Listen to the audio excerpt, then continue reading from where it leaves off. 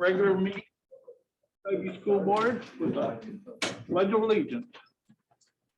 I pledge allegiance to the flag of the United States of America and to the republic for which stands one nation under God, indivisible, with liberty and justice for all.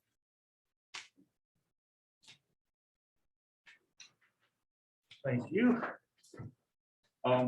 Mr. Peterson, do we have any delegations this evening? We do have a delegation. I've asked Mr. Henry to come over for all the way from his office and talk to us a little bit about a statewide program and the potential benefits it has for quite a few of our kids, actually. Yeah, so we're talking about the Guaranteed Admission Pilot Program. That's through WSU, Eastern, Western, Evergreen, and Central. And this year, this program has started, and Ms. P. Pivovardik is getting contracts so that we can share information. The great thing about this is that with a basic cadre number, which is the course required for admission to public universities, students will automatically qualify. So at Central, the 3.0, Eastern 3.0, Evergreen 2.5, WSU 3.6, and Western at 3.0, those students will qualify instantaneously. They just have to apply. Now that they get in, it gets a little bit more competitive after that. But they do qualify to get in there. Traditionally, we have 10 to 15% of our students in graduating class that attend a four-year university, while another 30 to 40% go to community colleges.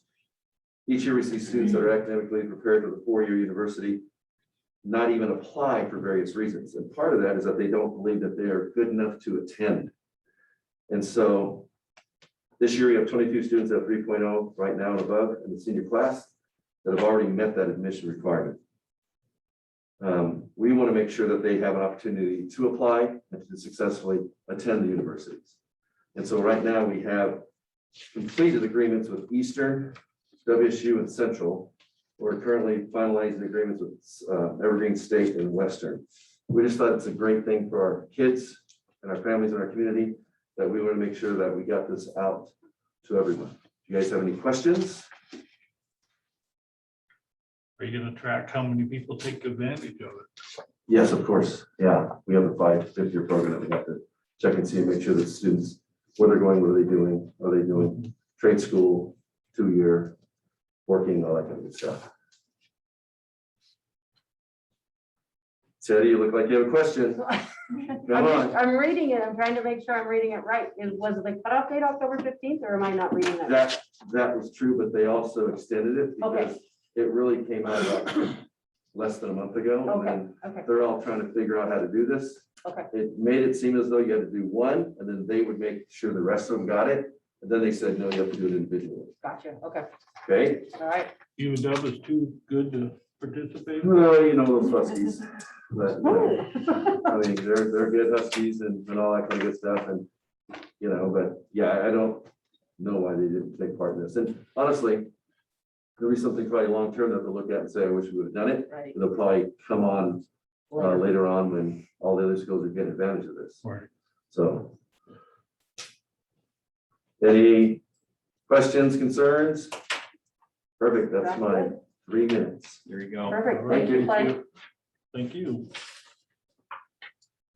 Okay, so we go into our proposed consent agenda. Is there any questions or comments?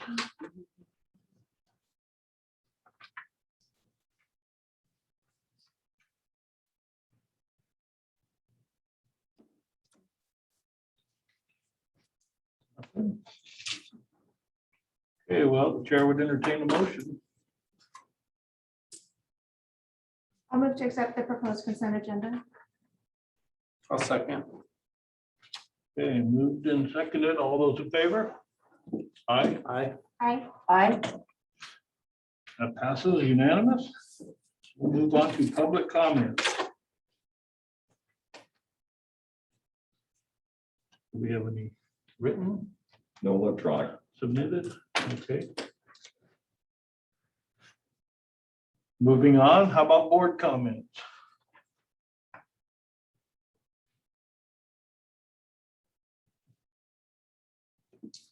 quiet group tonight. Yeah.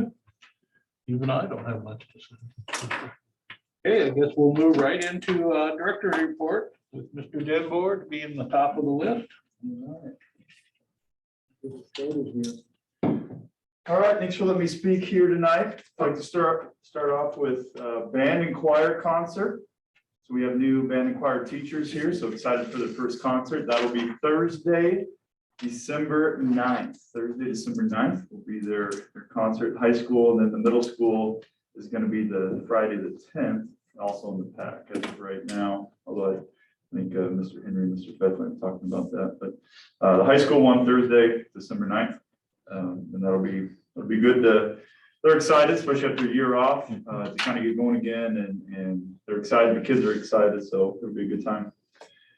Fall sports just ended for us this past Saturday. Start off with cross country. We had 2 runners make it to state. That was at Sun Willows here in Pasco. So represent us well, did a great job. And volleyball just finished up district tournament.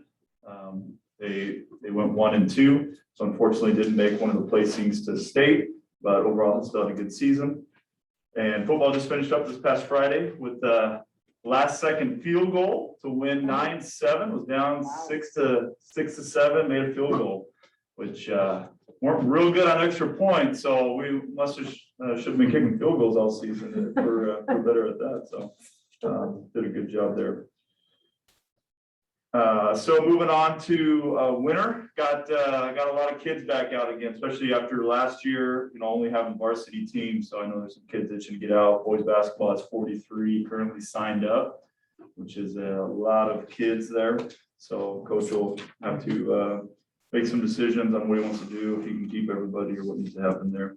Girls basketball, and as you guys saw the last meeting and this meeting, we have 2 new coaches in boys basketball, 2 new coaches in girls basketball, 3 new coaches in wrestling. So, but they're a good group. Most of them are experienced.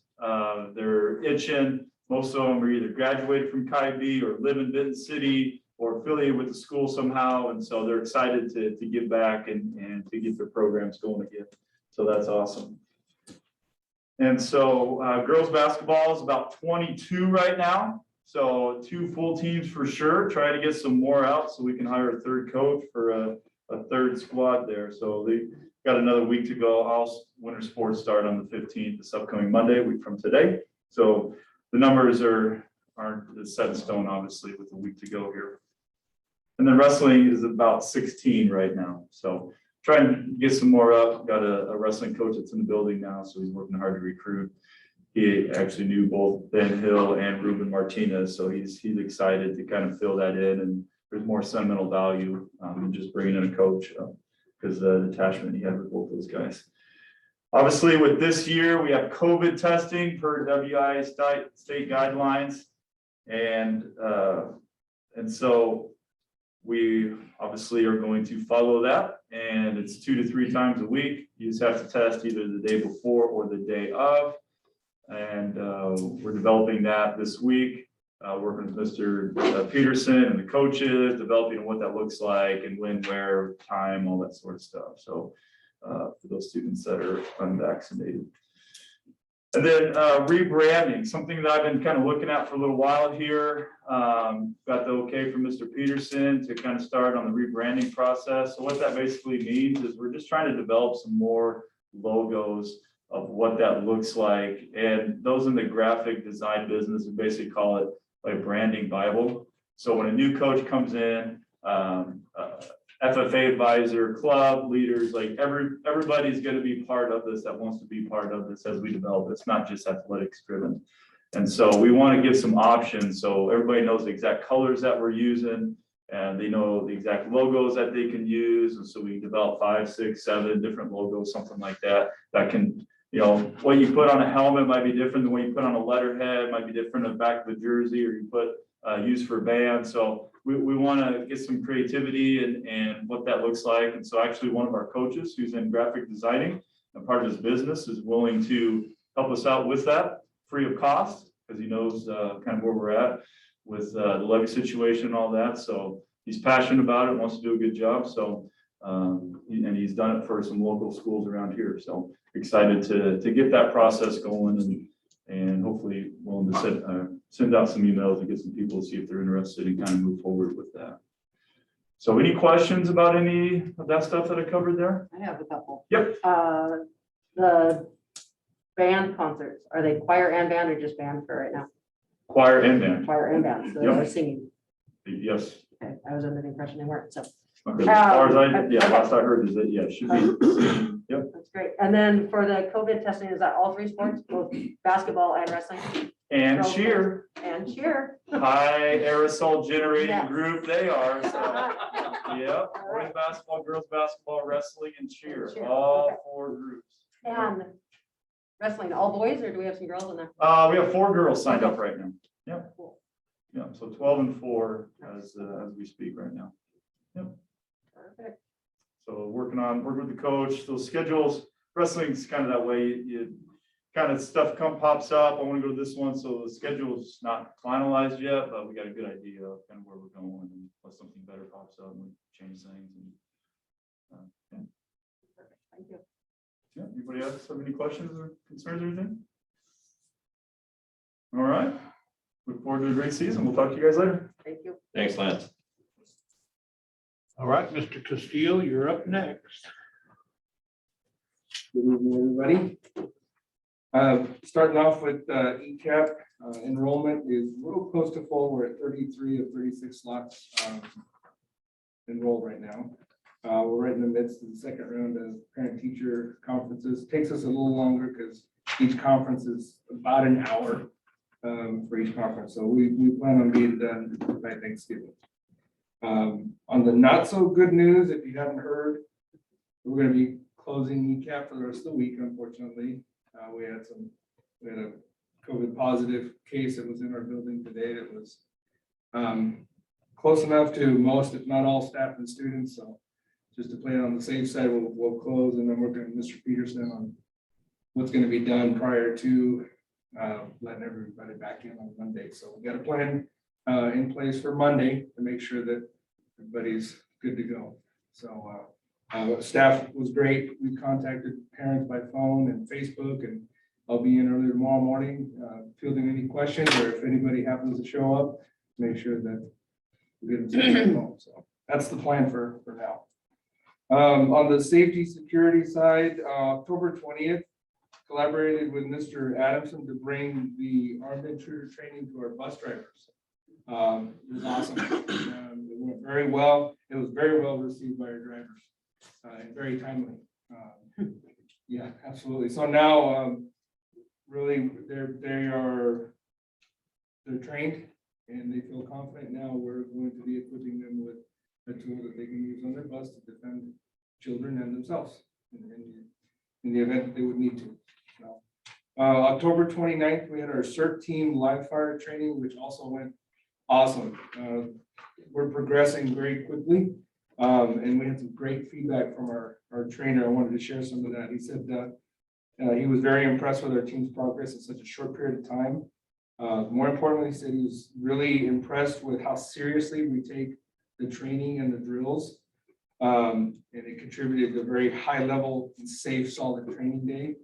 He wanted to let us know how much he appreciates the team's efforts. So it went very well. School-based threat assessment. I know the board's currently in the process of reading through that policy, but just wanted to let you know we're working to stay on top of the training that's required as part of that policy. October 8th, Mr. Peterson, Mr. Denmore, Mr. Campman, and I attended an in-person training at the ESD. And then on the 18th of November, there'll be a Zoom training for the rest of the building admin and counselors, so that we're in compliance with that training that's required for part of that policy. And that's about it. Unless you guys have any questions. Thank you. Thanks for Thank you.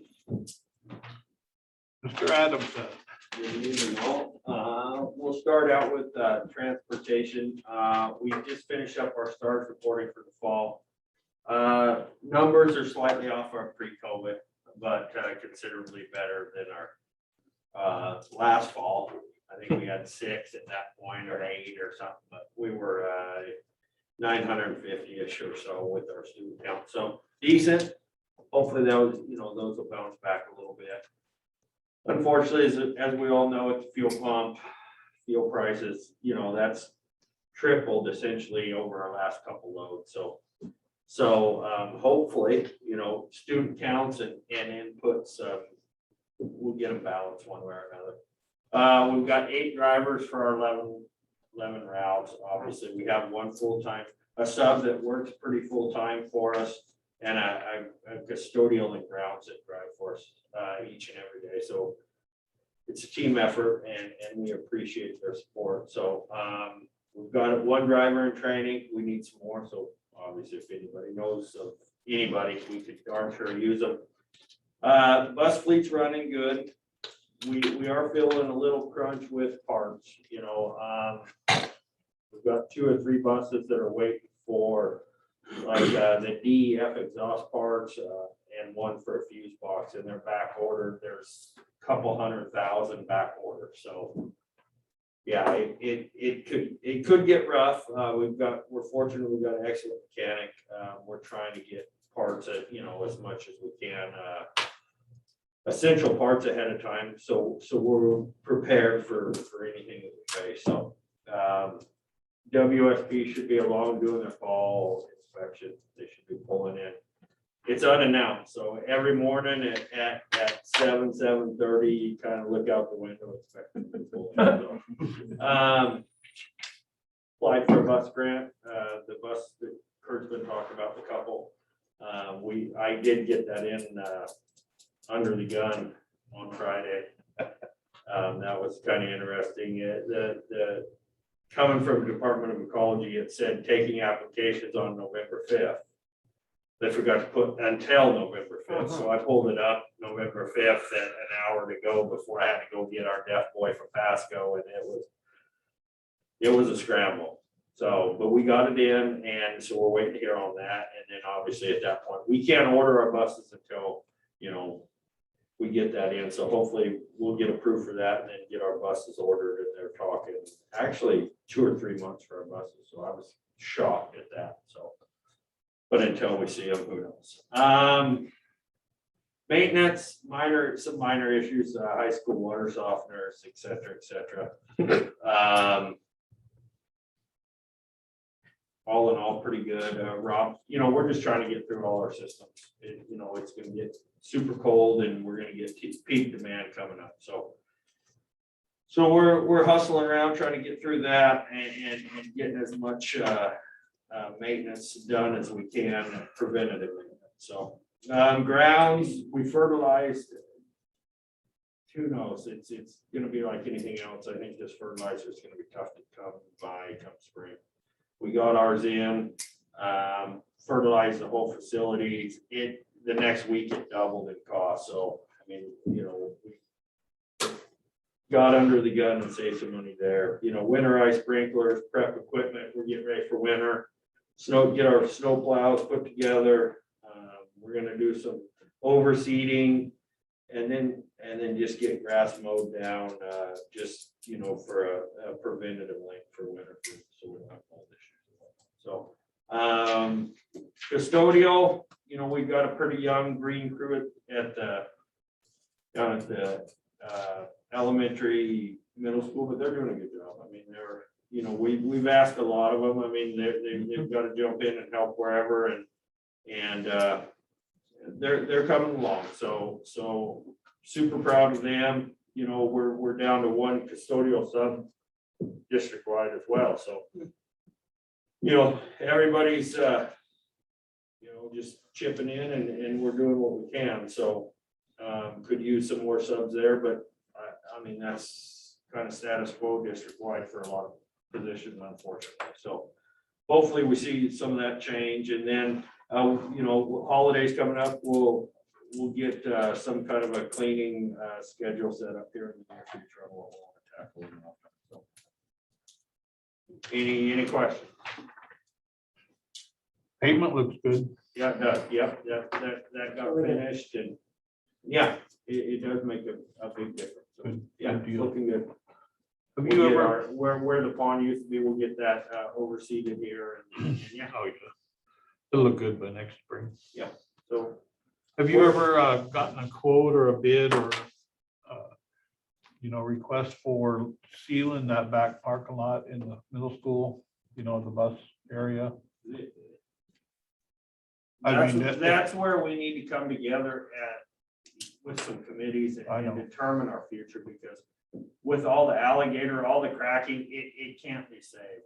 So, That's what I wondered. I didn't know if you, so once, when we can determine a plan, essentially where we can utilize that facility and we know in the future in 5, 6 years, whatever, that we're not tearing new parking lot out that we just put in, that's, taxpayer dollars. I think once we get a plan, we can move forward and then slowly work through there and start improving the facilities that will be around long term. So, you don't think it'll last 5 years? well, I mean, it doesn't cost us much to do patch pave for now. Right. And then just get a plan and see where we're at and. Okay, I just, I can see it myself, but Oh, right, yeah, a nasty spring, it would be a goner. yeah. But we, fingers crossed, we won't have to worry Okay. about it. Any other questions? Perfect, thank you. Thanks, Dan. All right, Mr. Rodriguez. First, we get started with our summer project that has now turned into our school year project. It's our network infrastructure. We had an order of three main keys, switch upgrade, which we actually finished with the district office to help shore up that connection.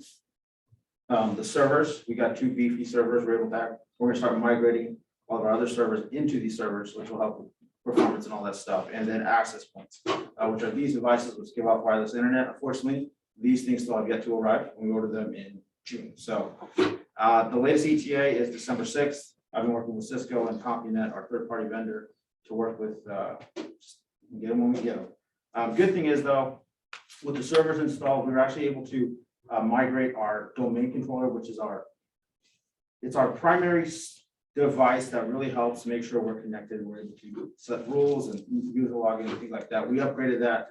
So we've seen an increase in both bandwidth, login, and I guess server redundancy. We've made the old one a backup. So with that, I feel confident that without our access, we're not crossing our fingers hoping our servers don't break before our access points get here. I think we're in a good place for right now. We're able to support our 1-to-1 for the high school. And with that, not killing the rest of the network. So we'll just take that as it comes. Right now, we're looking at migrating our HVAC servers over in December, and I'll talk to Dan on that. But we're gonna try to make sure we integrate this into our school year. So we're not full shutting down IT department to migrate something that we should have done in the summertime. So that's gonna be over the course of the year. So I'll just give you updates when that's coming. We did finally finish our iPads. We did get a CAL for kindergarten or K1. They have 30 student iPads along with 12 staff iPads. We actually did deploy them Friday. And so we're working with that team to see what their thoughts are, what they want to do, because in reality, looking further into the future, if we ever do decide to go 1-to-1, I was talking to Mr. Peterson, iPads are kind of a great way to go for as far as the K1, as far as students who can't read and write, they're still use some sort of device in order to get some digital learning in. So we're working with that team right now. I've been working with Mr. Beckley a little bit on the E-rate project. We're looking at upgrading our UPSs, which is our power supply, our backup batteries. In case you guys ever know, we've had some issues with those. Having brownouts here kind of take us down a little bit. But with upgrading those, we'll probably be able to, I'm looking for a 4-hour gap. So regardless if it's a Saturday, I'll get notified. I'll be able to come down, make sure we're properly shut down. So that way we don't lose any data and things like that. So that's come down the pipeline as far as bidding and stuff. And then a little side note, just because we want to talk about some of the tools we've kind of introduced this year. We've introduced a few things with an SSO, Securely, which is an off-premise web filter for these students for our 1-to-1 devices for the high school. One of the features on the securely filter that I wanted to make you guys aware of is the fact that we're able to actually, we get notified of key phrases due to any flagged activity regarding drugs, violence, self-harm, things like that. And I'm happy to say it actually did work out to an extent. We actually did get an incident where the student was Google searching some issues, and I saw the flag, I picked it up and sent it to Clay, and he notified the counselors and stuff like that. So it's really nice to know that. And so, yeah, like looking forward as well. All these tools that we're trying to put in place, I want to make sure they're shored up. So that way, when we head down to the middle school, head down to 3-5, we know what we're dealing with. So that way, my scope's going to get bigger as far as devices. And I want to make sure these tools are in place and my team is very comfortable with all these things. So that way, yeah, we can support the staff. So other than that, I was gone for about 2 weeks. I just kind of want to say thank you to my team. They knocked out 85 tickets in the span of 2 weeks, which for us is a little bit unheard of. But that just kind of goes to show that they've really mastered their craft here. We kind of all grew up together in this department. So I just want to say thank you to them. And yeah. Any questions? Good job. Thank you. Mr. Holland. Thank you. Well, I've had 4 federal grants and 1 state grant that I got approved since the last time I was here. Currently working on a Safe Schools grant with Mrs. Long. That grant is for $7,048 and will allow us to purchase new equipment or replace old equipment if that's what she needs to do. I'm also looking at submitting a grant called Healthy Kids, Healthy Schools, which will possibly help benefit either our PE program and or the food service program. You can get playground equipment, things like that for PE if we decide to do that. Also completed the ESSER 3 grant for the district. And we're looking at, I'm looking at submitting 3 to 4 other possible grants before the new one. I'm also getting ready to provide instruction to our paraprofessionals for their fundamental course of study that they have to complete. The legislature funds 2 full days of person training for us to do for those new employees, new paras. And we have some paras from last year that need to complete the second half of the training as well. So we'll be doing that probably on the 22nd, 23rd. I've also been preparing for the Civil Rights Data collection that's going to be due this winter. And I've been setting up the cumulative student information system to prepare that for the data collection. Other than that, I'm working over budget balances for our grants, expenditures, and communicating with Kurt. And I just want to take an opportunity to thank you for your help on the highly capable grant and program plan approval on that. So, you have any questions? Thank you very much. All right. Thanks, Wade. And last but not least, Mr. Zavala online. Okay. We got a written report from Diane. I don't know if the board's had time to review it, but if you'd like to go ahead and review it, and then any questions, if you could send those to me and Diane, and I'll make sure we get them answered. Okay.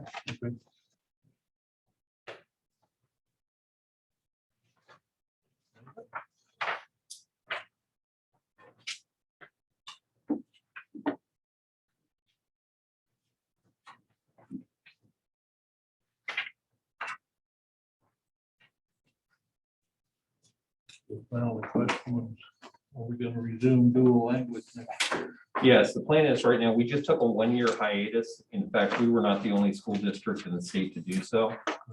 One of the things that I'll be talking about later during the presentation around our map data is across the state.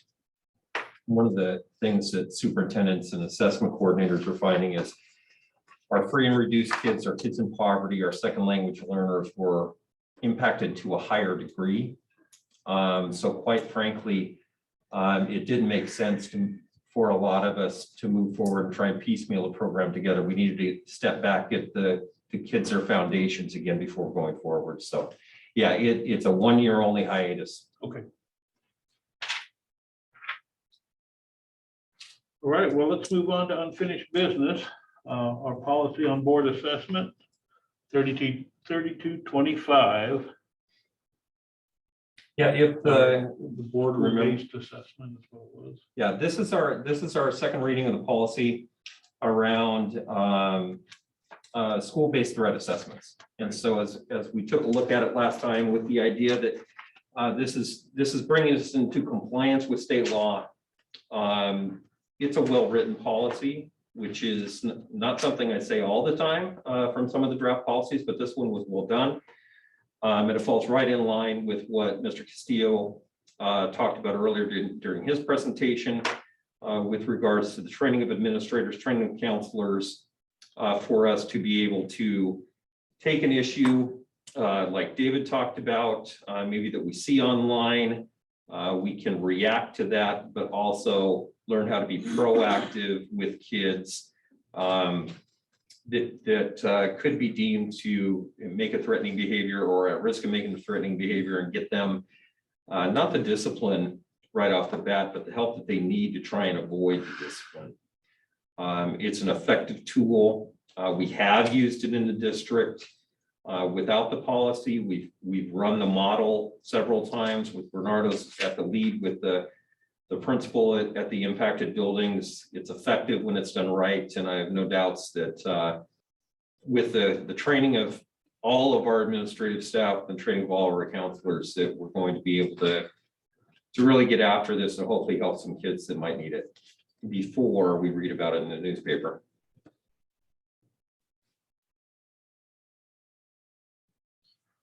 Anybody have any questions or comments?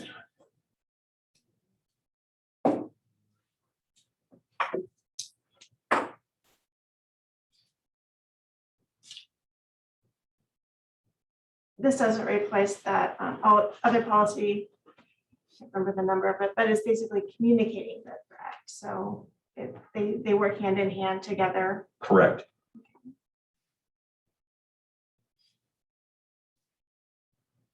Notification of threats and violence. Yeah. Yeah, if anything, we hope that this is a policy that can put the other policy out of business, so to speak. All right. Jump in front.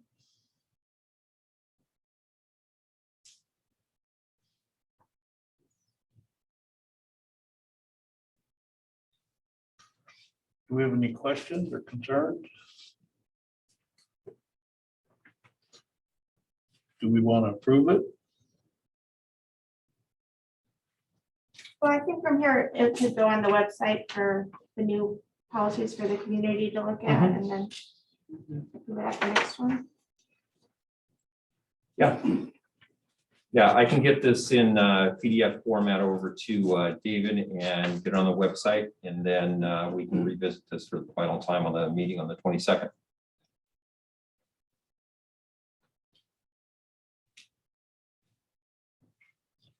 Okay, I don't have any issue with it. Okay. On the new business, I will approve our minutes from the last meeting.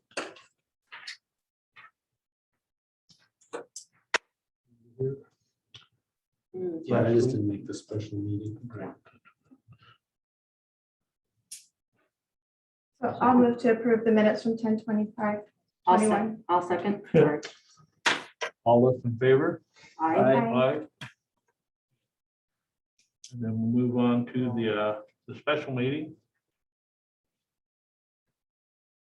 I'll move to approve the minutes from 10/25/21, the special meeting. And I'll second. All in favor? Aye. Aye. Aye. Okay.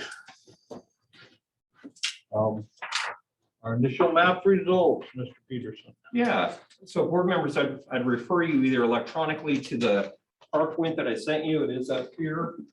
There you go. Thank you. Oh, I like being able to get up for a change. So yeah, this is our initial look at our map data, and you'll notice that it's brief in content. I've only got 4 slides, which pales in comparison to the 60 pages that you all got. However, I don't really think that you or anyone here wanted me to take you through all 60 pages. So this is a brief overview and summary of our 2nd through 10th grade reading and math. And I appreciate that Joni is here, because whatever I say that is wrong, she's here to make sure and correct me. Right, Joni? Right. Yeah, there you go. So the first question that comes up, who did we assess? So all of our students grades 2 through 10 were tested this fall. This particular set of information, this set of data points that you're going to see is for all members of the grade level. But as you go to secondary, some students were given different tests. One of the real advantages that we like around the math test is the fact that if we know a student is not performing at a 9th grade level, there's absolutely no reason to give them a 9th grade test. So we test them where they're at. However, for the purposes of this discussion, I excluded those small student groups so that it didn't artificially drag down any scores. Because, you know, we had some 9th, 10th, even some 11th and 12th graders that were taking appropriate placement tests that were below those grade levels. You're probably looking at this and saying 210, wait a minute, we bought this sucker all the way down to kindergarten, where the heck are they? Well, with kindergarten and 1st graders, one of the things that we found, especially with COVID, is that our kids, and I think the data that you see is going to support the fact, our kids really aren't coming to us ready to engage in an assessment online for math or reading. And it's the real soft skills, the actual computer skills needed to be able to manipulate through the assessment. So we did not do anything with the K1s whatsoever this fall. We will include 1st grade when we get to winter. We hope that they have internalized enough of those procedures to be able to do that. And then this is my personal hope, is that we would be able to include kindergarten then in our spring tests. Those spring tests are particularly important to me because it's a lot of that data is going to be used then to determine placements and interventions then for the following year. So it's going to be important that we get some data. We've done DIBELS, we've done the Washington Ames test for skills for K for 1, but we hope to bring them into the full map as we move through the year. And if not, it's honestly not the worst case scenario, knowing that it is our intention to eventually bring those kids in at some point. So when you go and you look at then, once you get that for me.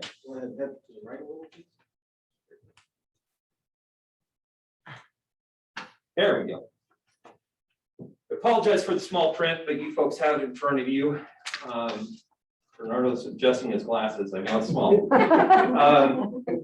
What you see there, and in this chart, I could manipulate the chart itself to show gaps as large or as small as you want, just by whatever legend we're using.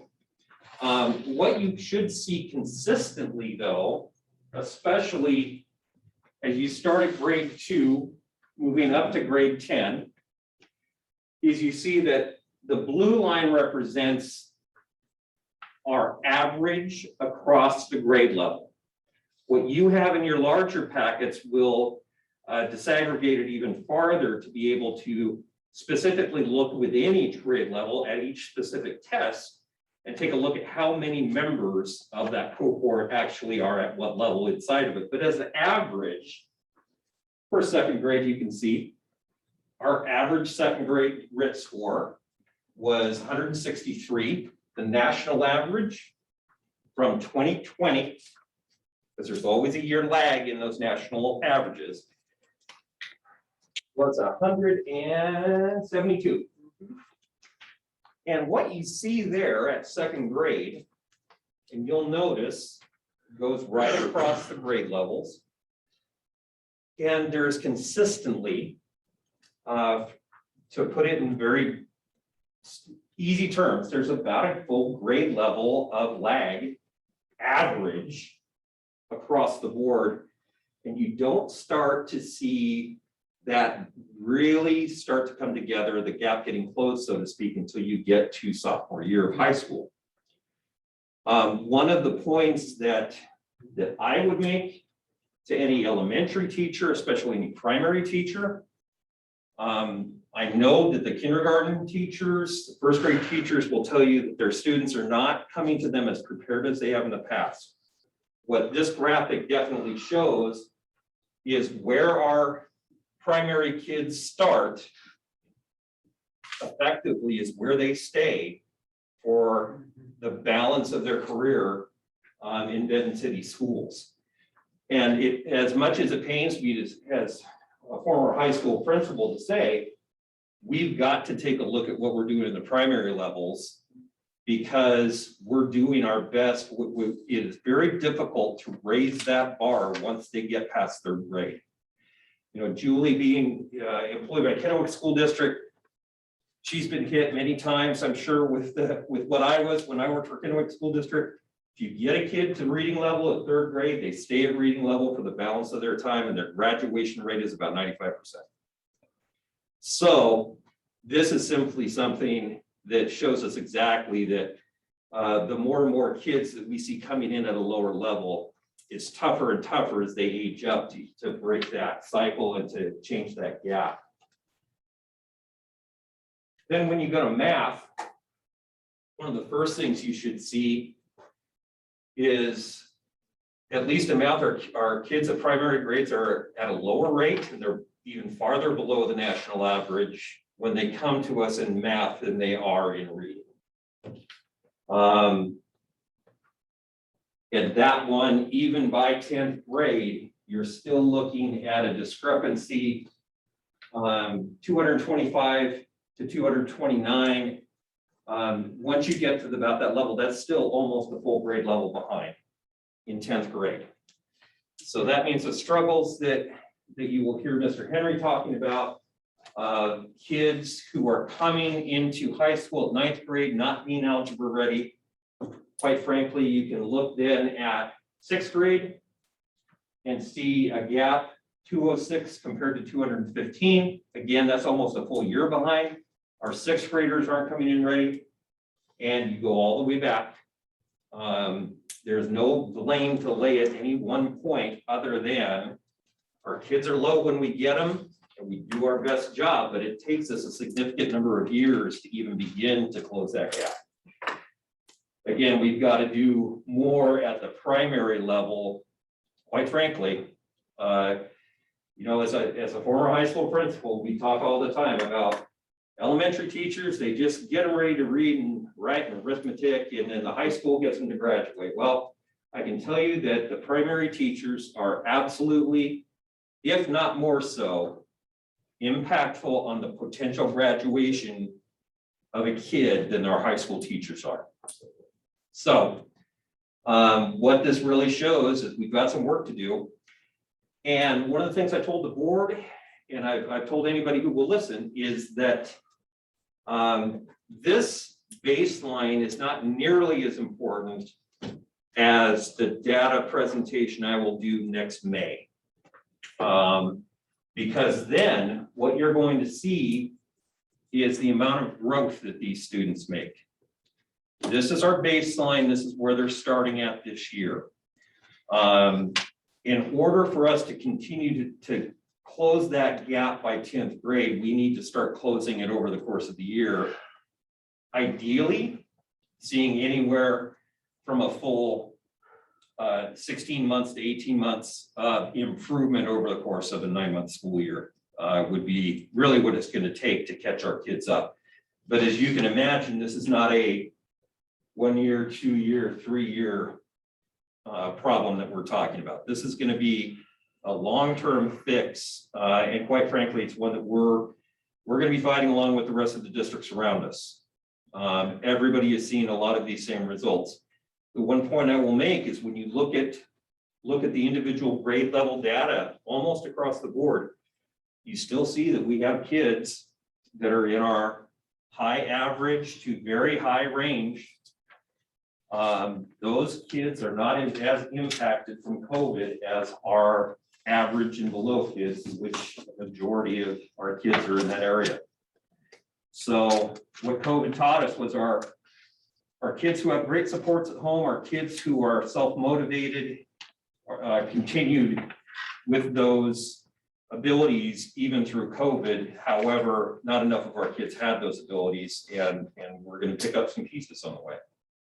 But I'm really looking forward, because the one thing I can tell you about this MAP test, I've been here for three years, starting my fourth, and I had no one who was excited when it came time to give a STAR test. I had no teachers calling me on the phone or calling Joni and saying, hey, can we get that STAR going? Our staff was excited about this. Our grade level teams were excited for the opportunity. They're just seeing some of the disaggregated data now. Obviously, our principals are going to be talking to our grade level teams and looking at specific classes. One of the things that I shared at our agenda meeting is that we have the ability to look at individual classes. And quite frankly, there are some discrepancies even amongst the teachers themselves, and that's to be expected. And it's also not a bad thing, because the conversations that our principals will have from that is that, what do we see going good in Mrs. X, Y, or Z's classroom, or Mr. X, Y, or Z? How do we take that success and replicate it, and then vice versa? Some folks you will see are better at teaching reading than math, and vice versa. We have to get those people talking to each other and sharing that good teaching and good instruction. So I'm going to let you take home the large packet, and it really is a good amount of information. It's also very easy to disseminate, because it's the standard red to blue. Red means stop, you got a problem, and as you go up the orange to yellows, green to blues, you can see that we've got some work to do in some areas. Some, though, you can see that even within mathematics, some of our strand data is very good, because it shows some of the strands our kids are getting, some of them they're not. The one point I'm going to make of this is we do have some initial science back, especially at the middle school. And one of the things I've got to say is it was surprising, but our science scores were better in comparison to our math and reading. What does that do for me? It opens up a whole bunch of questions and gets Joni really excited as a math and science coach. But it's pretty obvious if you're teaching science 6th, 7th, 8th grade, you're doing something very right. And we need to find out what you're doing so right, so we can reinforce it and then see if we can replicate it in other classrooms. So with that, I'd love to take any questions. What my suggestion would be for the board, obviously, there's an immense amount of data. Some of these reports per grade came out to 10 to 12 pages. I tried to give you no more than 4.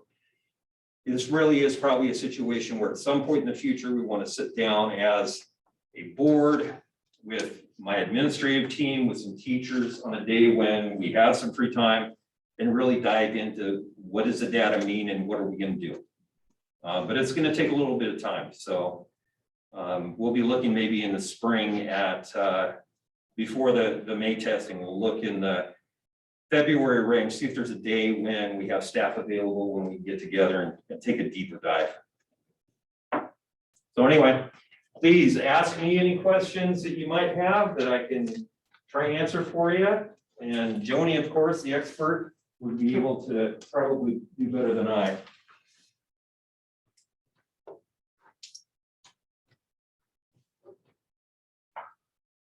All right.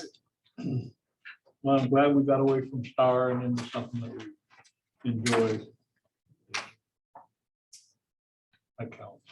Yeah, it really does. I mean, it says something when after 18 to 20 months of very inconsistent instruction, very inconsistent attendance, hardships, all the things that the teachers are ready to go and raring to go, and they want to see the results. That's very encouraging to me. Pete, where are we at with, like, what's up next to order for curriculum for next year? And is this data going to play into that decision, or are we going? Yeah. I don't know that it's going to play into the decision. What I'm trying to do right now is, and I think we've pretty much succeeded in, Heidi's gathered all of the adopted curriculum right now that we have across the district, and trying to put that in some semblance of order, in oldest to newest.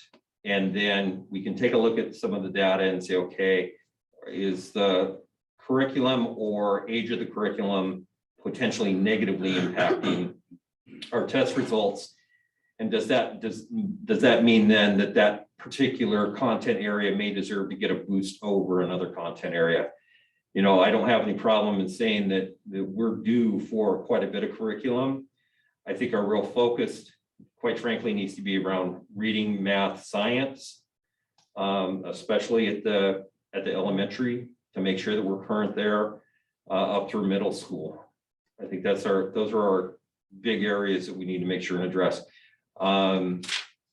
Depending on what the board decides, looking at one of our target policies that we're looking at later, you can certainly just determine when you'd like to see a presentation on that. I don't think it would be any problem to have a formalized draft for the board in December to really say this is where we want to go and why. And then, of course, I'd invite some of our administrative staff to come along for that to tell you some of the justifications for it. I'd be curious to see the summary of all the curriculum and the ages. report. It's several pages. Making. All right, well, you shouldn't have sat down. You still got to give us a levy rate update. Well, that's one of the great parts about delegation. Kurt and I talked about this. Kurt was able to find out some really good information for us on levy rates, so I'll turn things over to him. Yeah, so yeah, the current levy rate that we have for School District 52 debt service is $1.24 in about 8 decimal places. So it basically is about $1.24. That's where we sit for in tax area 1228 and 1231. In comparison, I can tell you that a comparable school district, well, I think, I'm not sure on total size, but Findlay School District on their debt service levy rate is $1.45. And their enrichment levy is $1.90 for a total of $3.36. School District 400, which is Richland, actually has 3 of them. They have $1.99 debt service. Their capital project is 41 cents, and their enrichment is $2.58 for a total of 487. So pretty wide discrepancy between, I mean, we can expect it from Richland just having the larger base and size, but yeah, we're sitting right at $1.24 as far as where we're at right now. I think one of the most important takeaways for me personally, as Kurt was relaying this information the first time, is that while we have focused a lot on the rate at the time of levy passage or the levy asking, we're really at a point with the increase in real estate prices and property taxes, where we are not collecting even what we were anticipating when we go out and ask for $1.50 or something that translates to $1.50. Us, as much as anybody, and more so in many cases, end up not getting that full amount. It's a nice problem to have if you're a taxpayer, because it means your property is increasing in value and things get spread out. However, that gap is a little disconcerting. One thing I'd also point out is that the total levy across the board has exemptions that are written into it as well. So like, for instance, in tax area 1228, the total levy is about $7.67, 68 cents, give or take. But with exemptions that get created across the board, that drops by about $2.20, so about $5.42. And that's pretty even across all three districts. It's about a $2.25 decrease from those that are exempt from paying on a levy basis. How that affects our $1.24, I don't have that specific information. It doesn't get broken down by the Benton County Treasurer, but we can, or the assessor, but we can, I can plug it a little further and see exactly how it affects us. I would just was curious to, or wanted to know for 2022, how much our total assessed value increased and how close we are to that $1.50 for, because this is the bond rate, right? The $1.24. And so for our enrichment levy that will start in 2022, I was just wanting to know how close we are to that $1.50. Okay. Yeah. Yep. I can get that for you.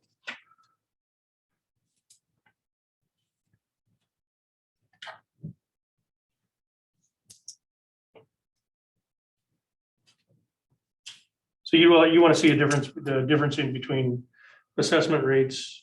No, just for our district. I don't for our need the district. comparison really. I just wanted to basically How know much did our value go how much up? our assessed value increased for. Right, so that Yeah. it's gonna drop that $1.50 to whatever it really is gonna be. Okay, Thank you though. sure. The houses are being built. Hmm. Tax base is going up. Okay, now our Sammamish data system update. Yeah, if the board took a look, you would see an email and several maps and some census figures that Heidi included in the packet. Excuse me. Basically, where we're at is Sammamish Data Systems is a third party that goes across the state working with school districts every 10 years to then make adjustments to your voting precincts. And you can see that according to Sammamish, that we are due and need to do a little bit more in the way of making some adjustments to ensure within as much range as possible that our voting precincts are of equal weight. So realistically, and there's a lot of information, there's a lot of things you can infer from the different maps that were included, but basically we need to give Sammamish the go-ahead to go into the stage 2, which is moving forward with the actual redrawing proposal. And then, of course, it would require us to share your physical addresses with them so that they can ensure that they're also not knocking anybody out of their district that they were voted into.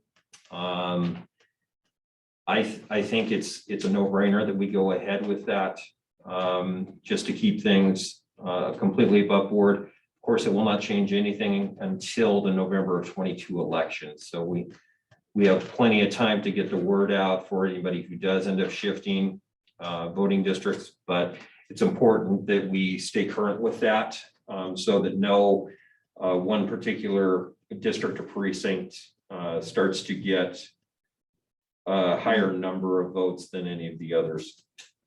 So although we don't need a formal approval, it would simply be recognition by the board that this is a process we need to allow myself and Heidi to go ahead and press the button and get things going. Yep, I'm all for it.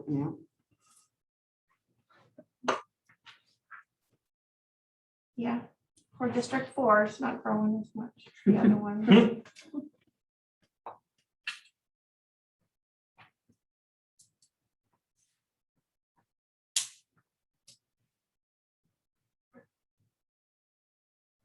It is interesting, the number changes though. Mm-hmm.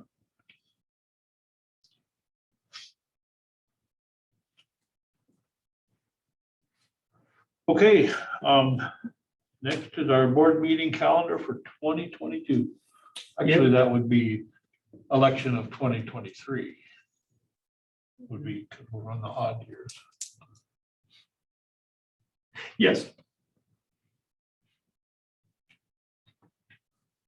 With regards to the calendar, just that you received the calendar as far as all of the calendar year 22 meetings, everything. I checked it against holidays and everything else that's out there, and it looks pretty darn good. It really does mirror what this year's was. Pretty much the same. Gives us a standard single meeting in April, single in July, single in December. But does not fall on President's Day or Martin Luther King Day or any of the other days that Mondays are good for. So it would be my recommendation to go ahead and adopt this board meeting calendar for 2022. Discussions, comments? I don't think Jacob has many.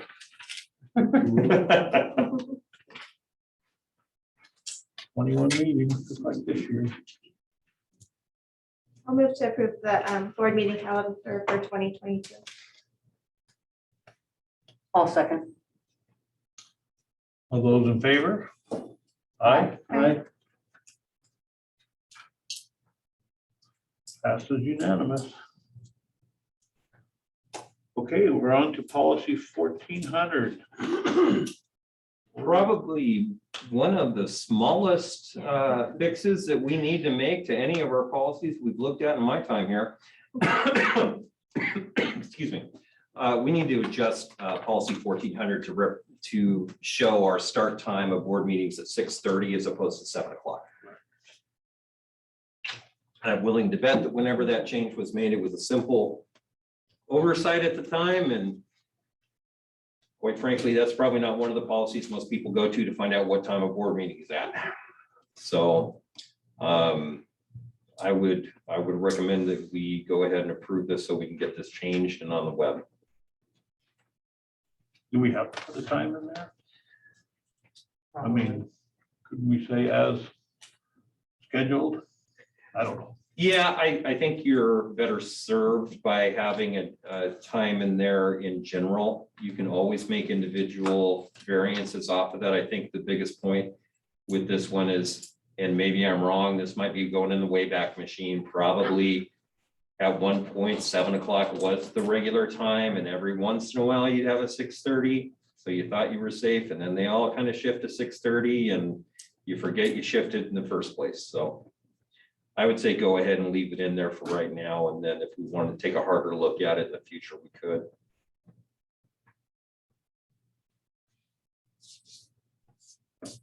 $6:30 still work for everybody? Oh, yeah.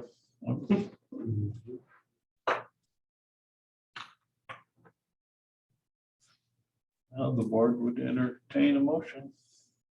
I mean, chair. I'll move to approve the revision of policy 1400. I'll second. All those in favor? Aye. Aye.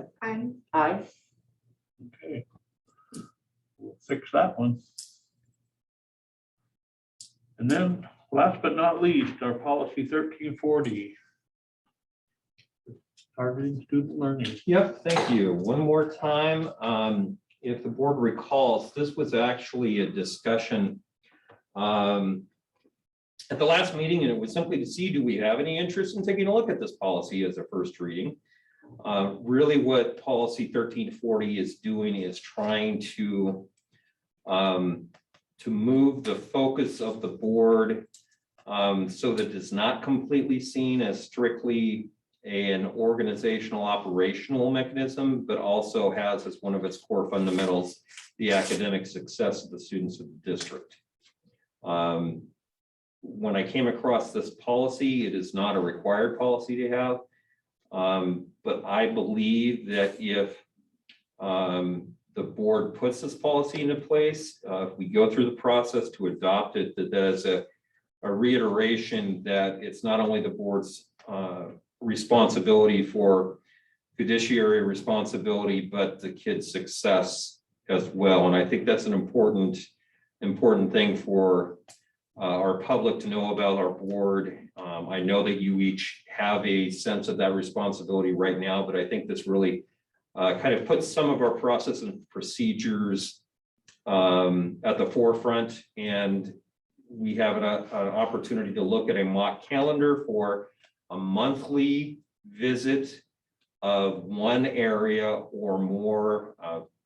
Probably ought to just stick with one for now, but one more throughout the course of the year. So it really can take a shift where maybe with 2 meetings in a month, we can have that one that is really focused on the academic well-being of the district. The other one can be seen more as the business type meeting, although we will still have the financials, still have the vouchers and everything to approve. But this, I think, would give us the opportunity to broaden the scope. Whereas, we saw a very basic assessment data analysis tonight, we might be able to spend a majority of the time looking at individual buildings and looking at a little more detail for each of these areas. You'll see that the instruction, curriculum, learning environment, professional standards, parent community engagement. These are all the items that we kind of touch on and that all of our directors and myself will touch on from time to time. This just simply cements that every year during one of the meetings of each month, we're going to have a deeper dive into these academic areas. And I think that's a positive, not only for the board, but I think it's a positive for the staff that would be involved. It would also give us an opportunity to get some of the experts, the teachers in front of the board to really talk about some of the successes and some of the challenges that they're having in these areas.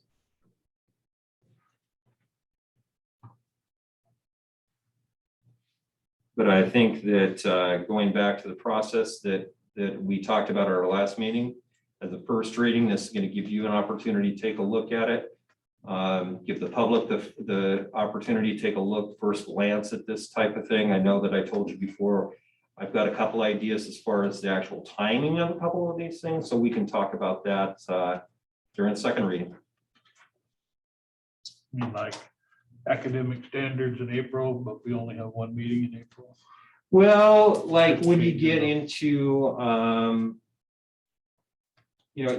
academic standards and assessment in April, if we put that off until May or June, we can give you the full results of the previous year's standards and assessments, and then where we're looking at moving to the next year. That's one change. I think it would be probably a good idea to take a look at curriculum more towards the beginning of the school year, which gives us then that entire school year to know we're prepping for one or more adoptions for the following year. A little more logical, perhaps, but also get an opportunity for some of our experts in the room to be able to take a look at this and say, oh yeah, we're going to talk about this program. We really need to do it here. I'm sure Kurt will be all over that, right? Especially with curriculum. You're on the grill. Yep. Okay, well. Hopefully it would be on our board packet so that we know what we're planning. Any comments or objections? I guess when I put on like my teacher hat and I look at this, I think, I just I don't want to feel like I don't know, I feel like the board has a certain role. I don't want to step out of the board's role, right? Mhm. And so when I look at instruction or curriculum, I understand that we'll still have these committees and a lot of input into setting goals from the staff. And I just don't want to, I don't know, I just feel like goals need to come from our students' needs Mhm. and have the input of the teachers before a decision's made, basically. So Yep. Well, and I think it's important too, when you look at the fact that, and we've had this discussion as a group, we've had this discussion with members of the community, the idea that our curriculum that we're doing must always be board adopted. That it is not just willy-nilly thrust upon us by the legislature or any other branch of government. It really is local control in the ultimate sense for our curriculum adoption. So I think it's a good idea that we are able to show that we're taking all of these different facets of curriculum and instruction seriously, and not necessarily deciding them, but certainly being another part of the accountability process to make sure that we're going down the path that we say we are and that the board and the community wants us to be going. I don't see us making many decisions except just to review what's been decided and make sure it meets our policies and if we need to adjust the policies to match what's decided. I agree.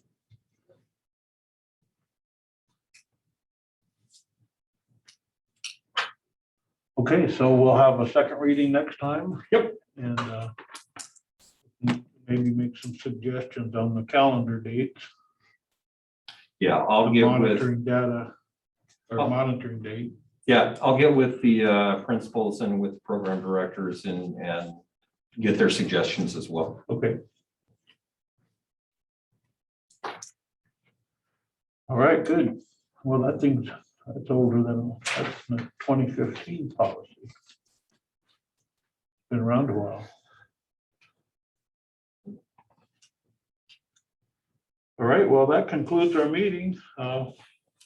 We have an executive session. Have a short executive session. Short executive session with no business to follow. So thank you for coming and contributing and helping us go.